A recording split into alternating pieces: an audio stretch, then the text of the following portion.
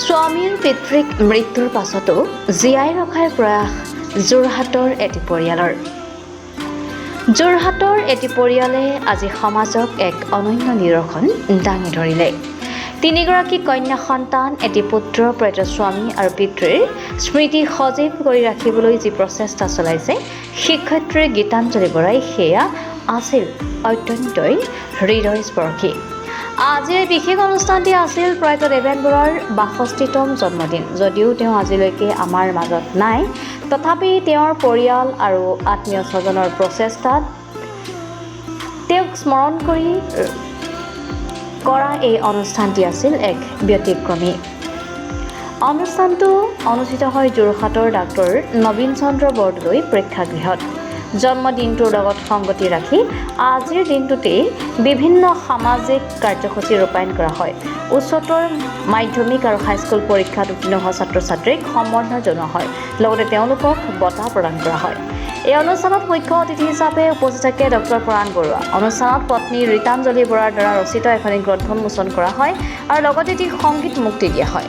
এই কাৰ্যসূচীয়ে দেখুৱাই দিয়ে যে এজন প্ৰিয় ব্যক্তিৰ অনুপস্থিতিতো তেওঁলোকৰ আদৰ্শৰ জীৱনৰ প্ৰভাৱ কিদৰে পৰিয়ালৰ মাজত বৰ্তি থাকে। যোৰহাটৰ পৰা অনুপম বৰাৰ ৰিপৰ্ট লাইভ অসম। মই প্ৰতি বছৰে মোৰ স্বামী প্ৰয়াত দেবেন বৰাৰ জন্মদিনটোত এখন গ্ৰন্থ আৰু এটা গান উন্মোচন কৰি আহিছোঁ আৰু এইবাৰো তেনেকৈ আজি এইটো ৬২তম জন্মদিৱস তেওঁৰ।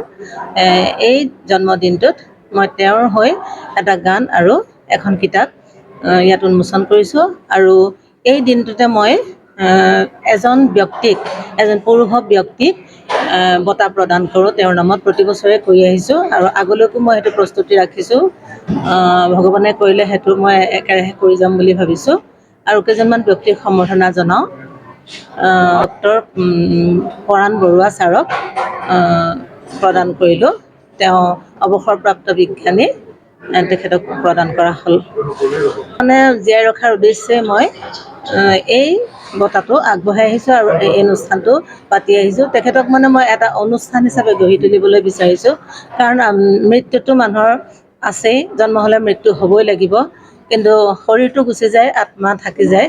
তেওঁৰ আত্মাৰ সদ্গতিৰ অৰ্থে তেওঁৰ আত্মাটোৱে যাতে সদায় তেওঁক আমি স্মৰণ কৰি থাকিব পাৰোঁ, সেই উদ্দেশ্যেৰে মই এই অনুষ্ঠানটো ব্যক্তি হিচাপে আজি শৰ্মা, জ্যোতি শৰ্মা, তাৰপিছত প্ৰাক্তন পৌৰপতি প্ৰশান্ত বৰা, তাৰপিছত আমাৰ বাইদেউ নলিনীবালা হাজৰিকা বাইদেউ, তাৰপিছত ডক্টৰ ৰোহিত, আনমনা বাইদেউ, তেনেকৈ বহুত কেইজন ব্যক্তি আহিছে। যোৰহাটৰ বৈশিষ্ট্য ব্যক্তি বহুতো আহিছে। এই মঞ্চৰ পৰা আমি